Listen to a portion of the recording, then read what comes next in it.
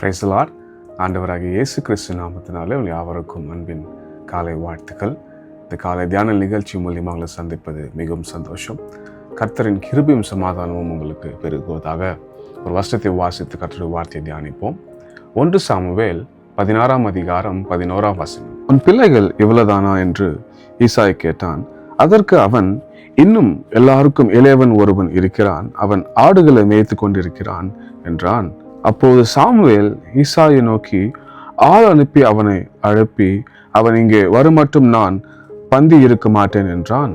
ஆமென், ஹல்லேலூயா. நம்ம பார்க்கிறோம் இந்த 16 1 சாமுவேல் இங்கதான் முதலாக தாவீதை பத்தி எழுதப்பட்டிருக்கு. அது மட்டுமல்ல, ரூத்தின் அதிகாரத்துக்கு கடைசி எழுதப்பட்டிருக்கோ தாவீது குறித்து சொல்லப்பட்டிருக்கோ, அவர் பேர் பயன்படுத்தப்பட்டிருக்கோ. ஆனால் தாவீதோட வரலாறு இங்கேருந்து தான் தொடங்குது. அங்கேருந்து ஆரம்பித்து நம்ம பார்க்குறோம் வேதாகமத்தில், பரிசுத்த வேதாகமத்தில் வெளிப்படுத்தல் விசேஷம் வரைக்கும் தாவீதோட பெயர் பயன்படுத்தப்பட்டிருக்கும். அது மட்டுமல்ல, ஆண்டவர், கர்த்தர், ஆண்டவராக இயேசு, ரட்சகர், இவ்விதமாக கர்த்தருடைய அநேக நாமங்கள் உண்டு.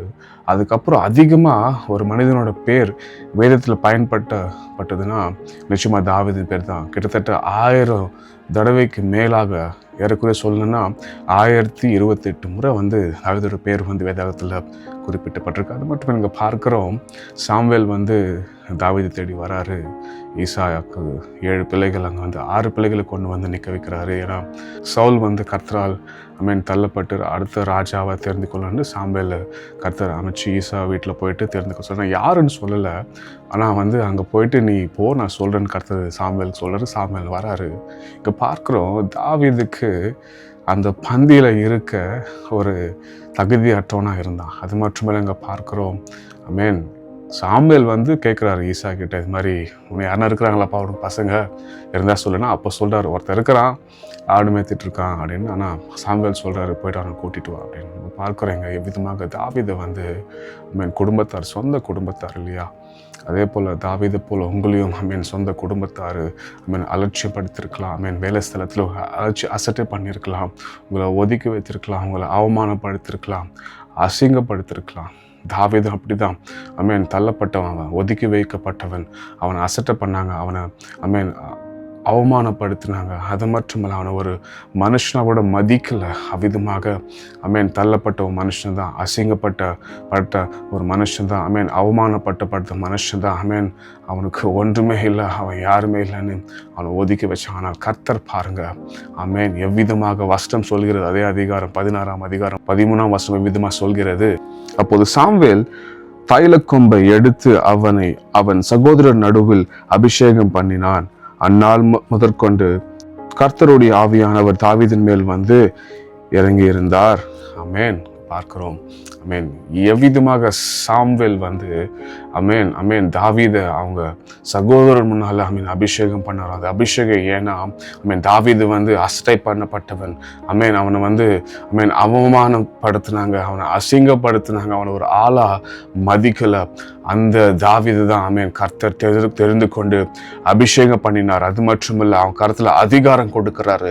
ஏன் அந்த அபிஷேகம்? ராஜாவாகிறதுக்கு மட்டும் இல்லை, அந்த அதிகாரம் ராஜாவாகிறதுக்கு மட்டும் இல்லை, அரக்கன்களை அழிக்க, அரக்கன்களை ஒழித்து கட்ட, அரக்கனை அதமாக்கும் அதிகாரத்தை கர்த்தர் கொடுத்தார். அதே மாதிரி தேவஜனமே, இந்த காலை சத்தத்தை கேட்கும் தேவஜனமே, உங்களையும் கர்த்தர் அபிஷேகம் பண்ணி இருக்கிறார். அதிகாரத்தை கொடுத்திருக்கிற விதமாக தாவீதுக்கு அபிஷேகம் பண்ணப்பட்டானோ, எந்த இடத்துல சகோதரன் முன்பாக அந்த வேலை ஸ்தலத்துல உங்களை கர்த்தர் அபிஷேகம் பண்ணி வைத்திருக்கிறார். அந்த வீட்டுல உங்களை அபிஷேகம் பண்ணி வைத்திருக்கிறார். நீங்க இருக்கிற சபையில உங்களை அபிஷேகம் பண்ணி வைத்திருக்கிறார். அது மட்டும் அந்த அதிகாரம் கொடுத்தது உங்களை அரக்கன் கோலியாத்துகளை அதமாக்கும்படியாக, அரக்கன்கள் அரக்கன்களை அதமாக்கி அழிக்கும்படி அதிகாரத்தை உங்களுக்கு கர்த்தர் கொடுத்திருக்கிறார். காலவேளையில சத்தத்தை கேட்டுக்கு தேவஜனமே, தளராதீங்க.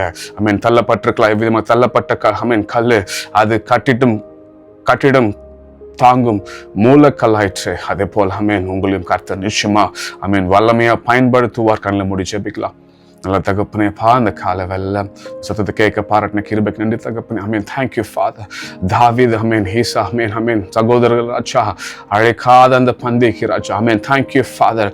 ஓ தேங்க்யூ ஹோலி ஸ்பிரிட் அப்பா. அசடை பண்ணப்பட்ட ஒரு மனுஷன் ராஜா, அவமானப்படுத்தப்பட்டின ஒரு மனுஷன் ராஜா, அலட்சியமா நடத்தின ஒரு மனுஷன் ராஜா, ஒரு ஆளாக எண்ணாத ஒரு மனுஷனை, அந்த மனுஷனை எவ்விதமாக நீர் அபிஷேகித்தீரோ அதே போல உங்களுடைய பிள்ளைகள் ராஜா இது அபிஷேகித்து அதிகாரத்தை கையில கொடுத்து அரக்கன்களை அழிக்கும்படியாக, அரக்கர்களை அமீன் அதமாக்கும்படியாக ஆவிக்குரிய வாழ்க்கையில ஆமீன். தேங்க்யூ ஃபாதர் அப்பா.